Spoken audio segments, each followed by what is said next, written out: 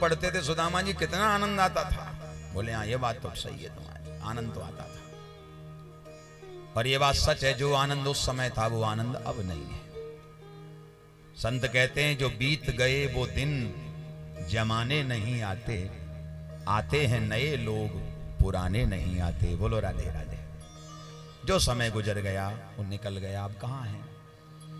अब नारायण जो है सुदामा जी से कहा भगवान ने, क्यों सुदामा, जब हम तुम्हारे विवाह की चर्चा करते थे तो तुम्हें बड़ी शर्म आती थी, कहीं ऐसा तो नहीं कुछ शर्म के चक्कर में तुमने अभी तक विवाह न किया हो।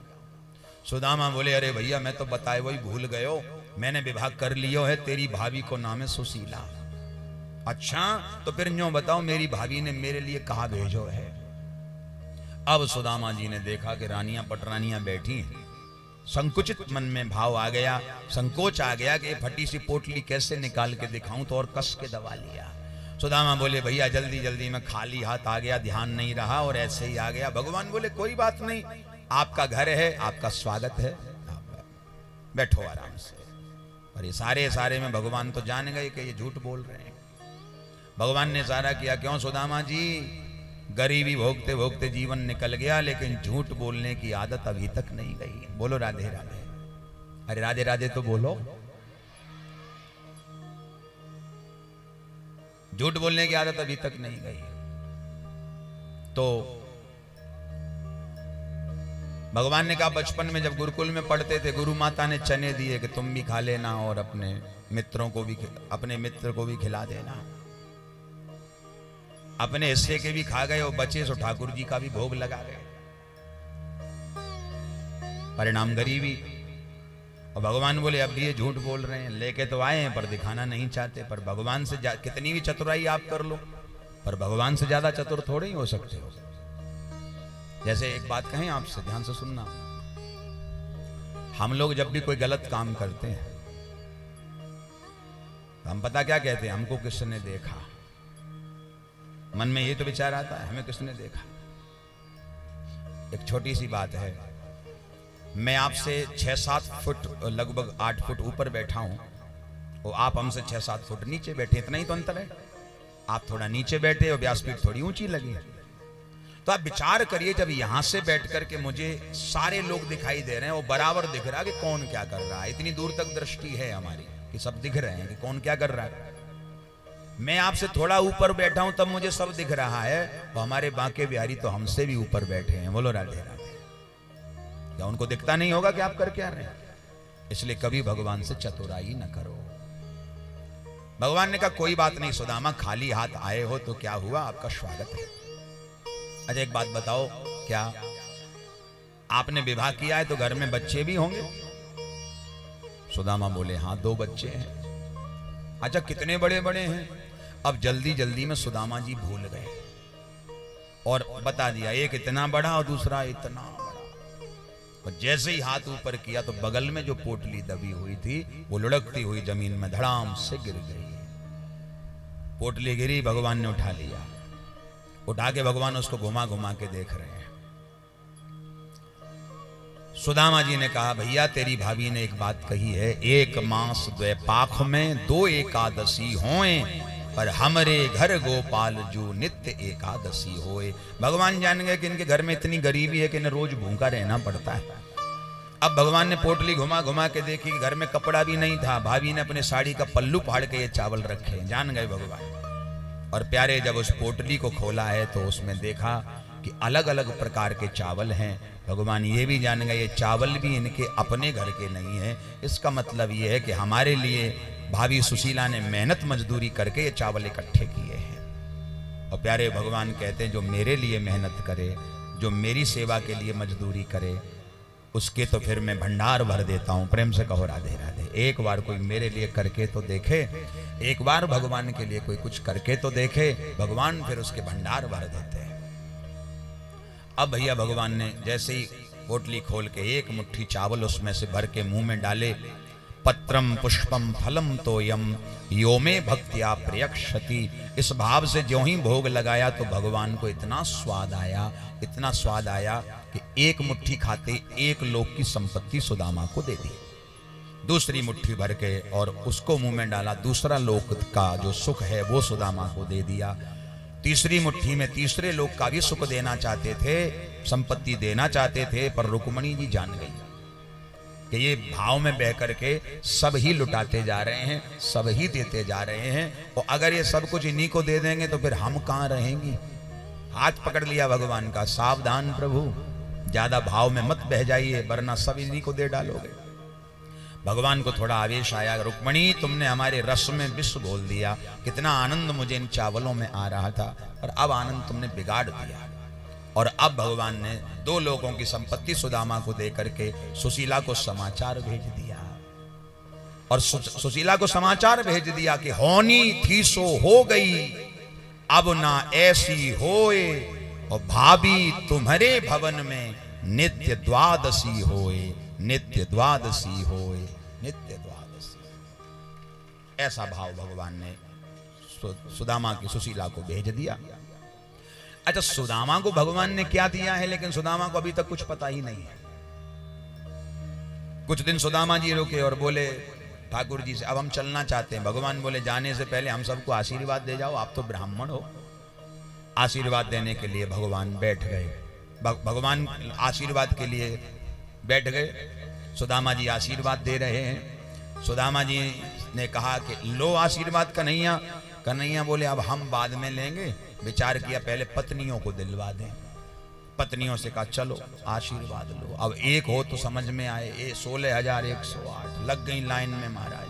पहले रुक्मणी ने प्रणाम किया, सरकार प्रणाम। सुदामा जी बड़े प्रसन्नता में भरपूर, चिर सौभाग्यवती भाव। अब सुदामा को क्या पता कि भाई अब समस्या आने वाली है। 500 रानियां प्रणाम कर गई, आशीर्वाद देते देते देते देते हाथ थक गया। कितना भी बड़ा पहलवान हो, 500 बार नॉन स्टॉप ऐसे करवाओ लगातार, देखो फिर क्या होगा। हाथ थकेगा कि नहीं थकेगा, बोलो राधे राधे। हाथ थक गया तो जब हाथ, अच्छा एक निवेदन कर दें, किसी ने खड़ा नहीं होना है, कोई माता बहन खड़ी ना हो। जो भी आपके ये चावल के भाव हैं तो वहां वो व्यवस्थापक लोग हैं, उसके बोरी में आप वहीं अर्पण कर दो, ठीक है। खड़े नहीं होना है, आनंद नहीं बिगाड़ना है किसी को भी। आप वहां भी चढ़ा दोगे तो वो भी भगवान को ही चढ़ने हैं, बोलो राधे राधे, ठीक है। आप जो चावल लाई हैं, आपके चावलों के भाव को श्री ठाकुर जी स्वीकार करें। आपके घर में खूब चकाचक द्वादशी होती रहे, आपके घर के भंडार हमेशा भरे रहें, बोलो राधे राधे। अब 500 रानियां प्रणाम कर गई, आशीर्वाद देते देते हाथ थक गया। सुदामा जी ने कन्हैया देखा, चौरे कन्हैया भैया एक बात तो बता। बोले क्या? बोले अब आशीर्वाद के लिए भी पड़ोसन आ गई। कन्हैया ने कहा रे महाराज ये पड़ोसन नहीं, अपनी है अपनी। सुदामा बोले तेरी अपनी को मतलब में अभी तक ना है, समझो ने साफ साफ समझा दे। कन्हैया बोले ये सारी हमारी पत्नियां हैं महाराज। सुदामा बोले भारे कन्हैया बड़े ठाठ हैं तेरे, पत्नियां पर यूं बता लाला ये सवरी हैं कितनी? बोले ज्यादा नहीं है, मात्र 16,108 हैं बस। अच्छा पर भैया एक बात तो बता, तेने इतने विवाह कर लिए पर एको विवाह में मेरी याद ना आई तुझे, है? कोई चिट्ठी ना भेजी, कोई पत्री ना भेजी, कभी तो याद कर लियो हो तो बुला लियो हो तो। कन्हैया बोले कोई डेट फिक्स नहीं थी, बोलो राधे राधे, तारीख निश्चित नहीं थी। फिर बोले किसी मुहूर्त में थोड़ी हमने विवाह किए हैं। फिर कैसे इकट्ठी हुई? भगवान कहते हैं किसी को भगा के लाया, किसी को उठा के लाया और किसी को जेल से छुड़ा के लाया। ऐसे कृपा करी है तब ये सब इकट्ठी हुई हैं। प्रेम से कहो राधे राधे। तो भगवान से सुदामा जी बोले इन सबको आशीर्वाद दूंगा भैया, तो 2-4 दिन तो आशीर्वाद में ही निकल जाएंगे, और घर पे ब्राह्मणी अकेली है और मुझे भी घर पहुंचना। एक काम कर भैया, इन सब की तरफ से तू मुझे प्रणाम कर ले, तेरी पत्नियों का आशीर्वाद मैं तुझे ही दे देता हूं। अब देखो भगवान ने पत्नियों की तरफ से प्रणाम किया।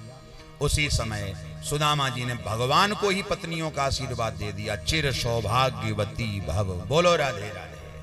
भगवान को ही आशीर्वाद दे दिया। सुनने में थोड़ा सा अटपटा लगता है, पर मैं एक निवेदन कर दूं, जहां पति पत्नी का पारस्परिक प्रेम दाम्पत्य जीवन में होता है तो न पत्नी से कुछ अलग है और न पति से कुछ अलग है। पति पत्नी दोनों एक दूसरे के पूरक होते हैं, एक दूसरे के सहयोगी होते हैं। दाम्पत्य जीवन तभी मंगलमय होता है जब एक दूसरे को समझें, एक अंडरस्टैंडिंग होनी चाहिए, बोलो राधे राधे। समझदारी ही नहीं है, विश्वास का प्रेम का भाव ही नहीं है, तो मुझे लगता कि फेरे ही काय को लिए, बोलो राधे राधे।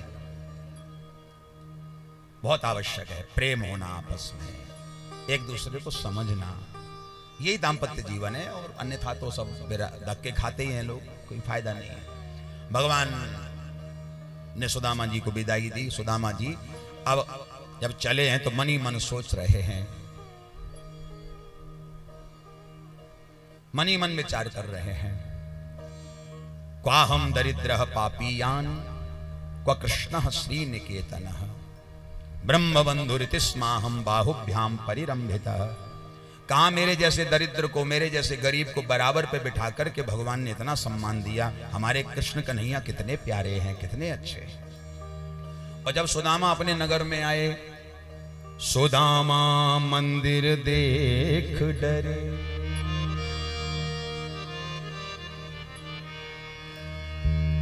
यहां तो थी मेरी छोटी झुपड़िया,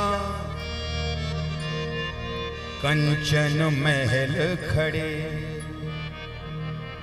सुदामा मंदिर देख डरे। सुदामा जब अपनी नगरी में आए तो सोने के महल बने पाए। एक सैनिक को बुलाए कि भैया ये कौन सी नगरी है। सैनिक बोला ये सुदामापुरी है। सुदामा जी बोले वाह, नाम तो मेरो ही सुदामा है, पर मेरी नगरी तो स्वप्न में भी नहीं बन सकती। भैया यूं बताओ, यहां एक मेरी झोंपड़ी थी, उस झोंपड़ी में मेरी पत्नी मेरे बच्चे रहते थे, वो किधर गए। सैनिक बोला महाराज हम तो ठहरे नौकरी करने वाले, जहां ड्यूटी लगा दी जाती वहीं तैनात हो जाते हैं। अब हमें क्या पता किसकी झोंपड़ी हो, किसकी पत्नी, किसके बच्चे, किसका महल, कुछ नहीं पता। तो भैया सुदामा जी लाठी लेके वहीं बैठ गए, अपना सर पकड़ लिया। सुदामा जी बोले अच्छे पड़े जा द्वारिकाधीश के चक्कर में। एक छोटी मड़ैया थी, बाको भी पतो ना है, और एक लुगैया थी, बाको भी पतो ना है। बोलो राधे राधे, दोनों ही गायब है गए महाराज। इतने में सुशीला जी निकल के सामने आई। महाराज प्रणाम। अब सुशीला जी को सुदामा जी ने देखा तो सुशीला जी का तो सब चाल ढाल ही बदल गई महाराज। पहले सुशीला जी ऐसी थी, देखो ऐसी बिल्कुल दुबली पतली सी, अब हो गई हैं ऐसी तगड़ी सी, मोटी सी। जीवन में जब ये आता है ना, ये पैसा धन दौलत, तो आदमी का वजन भी बढ़ जाता है। बोलो राधे राधे, चमक भी बढ़ जाती है। पैसे का ये प्रभाव, वजन भी बढ़ जाए आदमी का, चमक भी बढ़ जाए महाराज। पहले फटी सी पुरानी सी साड़ी पहनती थी, आज बढ़िया कीमती साड़ी पहन रखी है। पहले गले में कंठी माला ही केवल पहनती थी, अब डायमंड सेट पहन रखे हैं। बोलो राधे राधे। अब सोने का जमाना धीरे धीरे खत्म हो रहा है। सोना केवल गांव देहातों तक ही रह गया है, शहरों में सोना बंद। अब डायमंड सेट चलते हैं। आजकल हीरे के सेट बनाने लगे लोग महाराज। 50-50 लाख का सोना पहन लेती है माता, पता ही नहीं चलता। एक छोटा सा सेट नेकलेस पड़ा है गले में, और कीमत पूछो 20 लाख 25 लाख। एक छोटी सी डायमंड की अंगूठी खरीदो 5-6 लाख से नीचे नहीं पड़ती। बोलो राधे राधे। पर अब वो चीज, वही सुशीला जी का भाव देख करके सुदामा जी तो घबरा गए और बोले सुशीला ये सब क्या है। सुशीला बोली यही तो द्वारिकाधीश की कृपा है। सुदामा बोले वाह, तेरे ऊपर द्वारिकाधीश ने खूब ही कृपा करी। मैं तो जैसे खाली हाथ गया और वैसे ही खाली हाथ वापस आ गया। बोलो वृंदावन बिहारी लाल की जय। इस प्रकार सारा वैभव दे करके भगवान ने सुदामा जी को कृतार्थ किया, सुदामा जी पर कृपा करी। आओ पहले 2 मिनट हरि नाम गाओ, फिर आगे की चर्चा प्रारंभ करेंगे।